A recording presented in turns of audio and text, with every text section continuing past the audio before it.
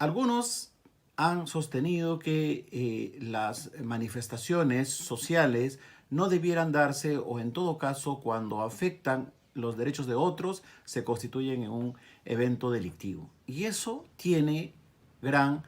razón de ser. En efecto,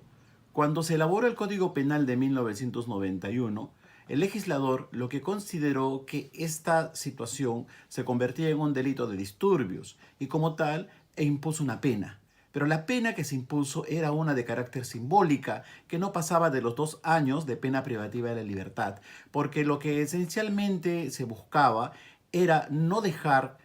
fuera del margen de la ilegalidad cualquier hecho violento, pero por otro lado se reconocía que cuando se realiza un disturbio, sobre todo y como consecuencia de un acto de protesta frente a una medida gubernamental o frente a la arbitrariedad del gran capital,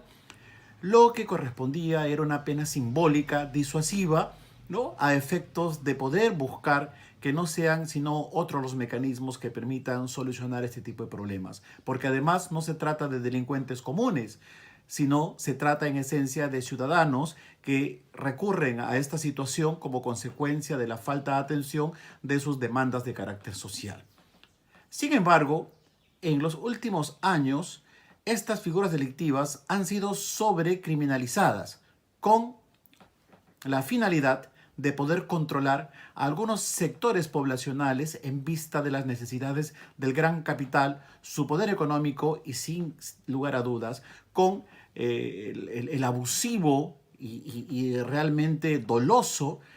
accionar de algunos gobiernos. En principio hay que señalar que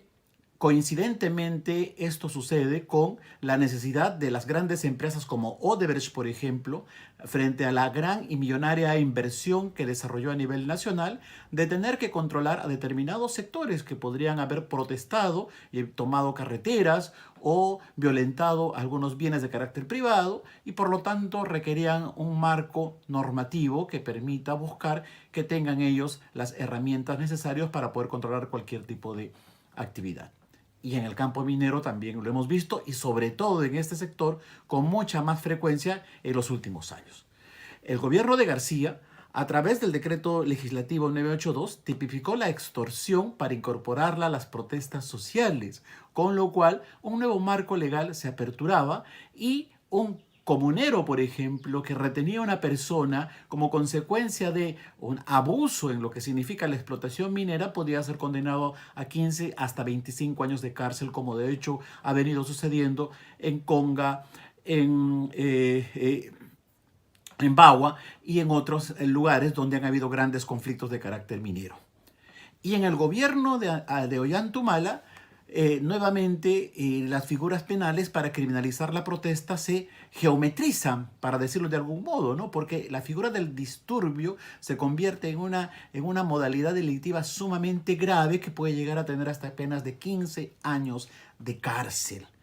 Esto significa, sin lugar a dudas, que lo que hace el Estado es reprimir de manera abusiva y desproporcional a un momento en el cual los ciudadanos recurren a estas circunstancias como consecuencia de la inevitable situación en la que se coloca, sobre todo cuando hay extracción de recursos no renovables o limitaciones a sus condiciones de vida, como muchas veces ocurre.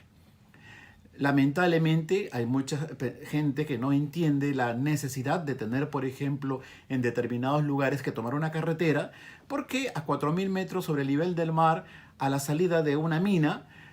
ir con sus pancartas realmente sería algo que no tiene ninguna eficacia. Y es por eso que comuneros o campesinos toman estas medidas drásticas. Creo que la salida podría ser la búsqueda siempre del diálogo, pero no la prohibición de este ejercicio básico, elemental, que dice Gargarella en su famoso libro El derecho a la protesta, se convierta en un hiperderecho que va a garantizar el resto de los derechos cuando estos sean menoscabados. Que no nos toque a nosotros. Que no nos toque a nosotros para que recién podamos sentar la importancia de lo que significa garantizar el ejercicio constitucional del derecho a la protesta.